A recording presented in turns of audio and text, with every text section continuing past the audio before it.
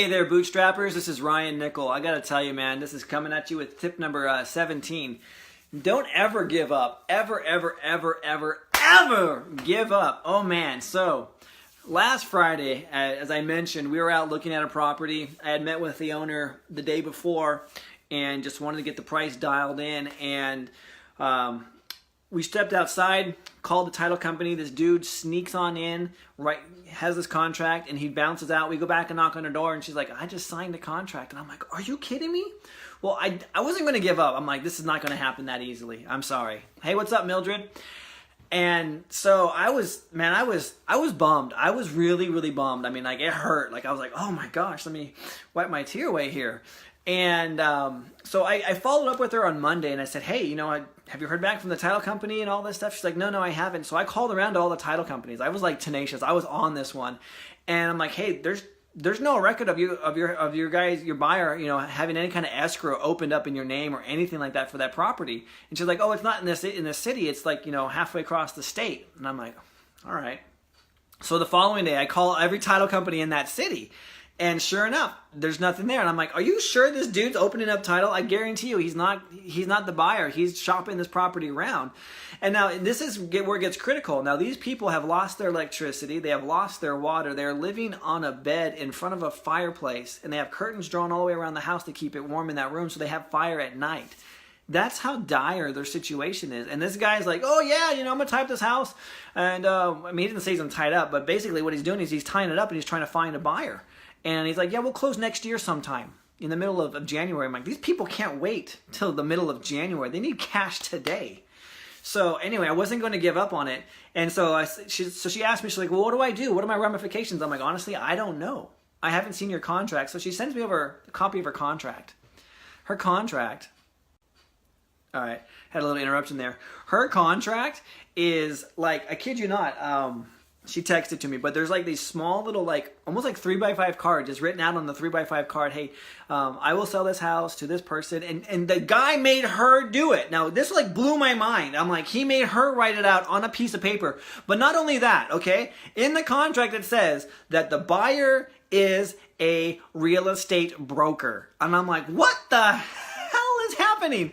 So you have a real estate broker who is, the buyer of the property having the seller do a hand scribbled out contract. Let's say like almost like on the back of a napkin. I'm like, this is ridiculous. I cannot believe this. So anyway, I was not going to let that fly. I'm like, you know what? This is not happening. So, and he also was splitting her closing costs. So their closing costs are being split 50-50. So last night I'm like, I got to sleep on this. This is too much. This is way too much. So this morning I woke up and I'm like, okay, one, the contract, it stated that he had to put his $5,000 earnest money deposit down yesterday in order for it, one, to be valid. But two, there's no provisions that says that if she cancels it or backs out of the contract, there's no liquidated damages. There's nothing that can, repercussions. There's no penalties for her to back out. So I went over there and I said, hey, what's up, Samir?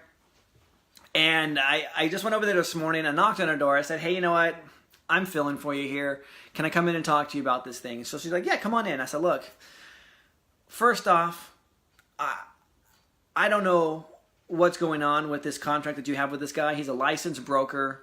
I'm not sure in California why he's having you draft this up. And her boyfriend's like, yeah, I thought the same thing too. It was kind of sketchy. I'm like, yeah, it's totally sketchy, man. I don't know.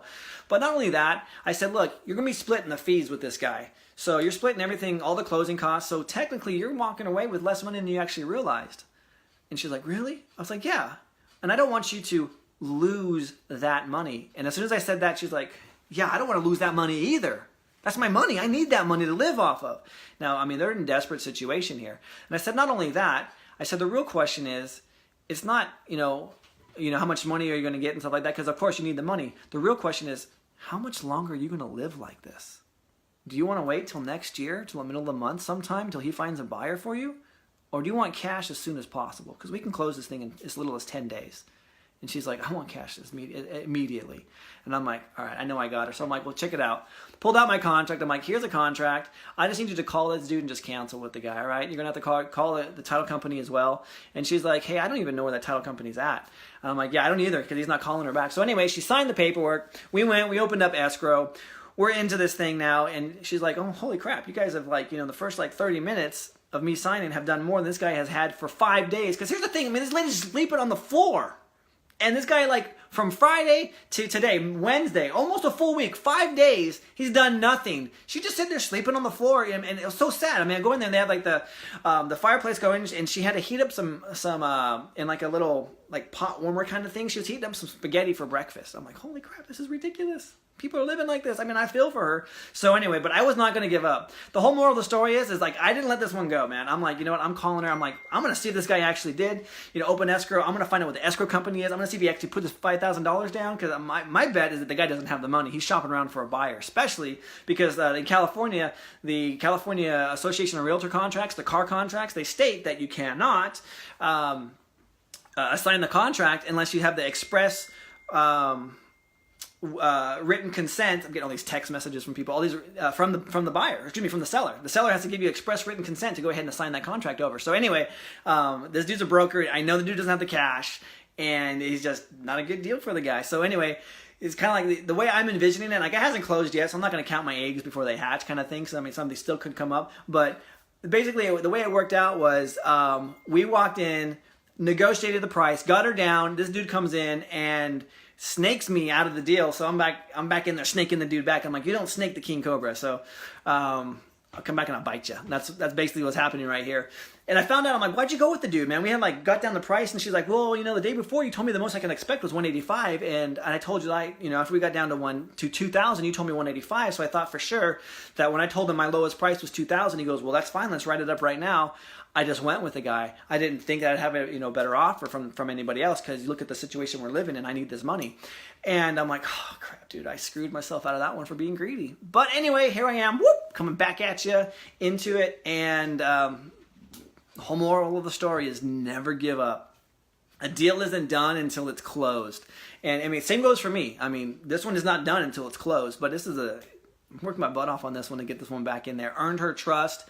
And every single day I've been at it, trying to figure out where this is going. Because honestly, at the end of the day, she's the one that's really getting screwed out of stuff here. Because this dude's trying, I mean, he might not even perform. He might not even perform on this, and she's just still sleeping on the floor, trying to put her pennies together to have some food. I mean, it's a bad situation. So anyway, just remember this. You're just one deal away from changing your entire financial future. Don't give up. Keep going, and you'll be able to make some good money in this business. I love this business. I love it. I mean, yeah, I made some good coin. I spent I think 4 hours on this deal. I'm gonna walk away with $8,000 on it when it's all said and done.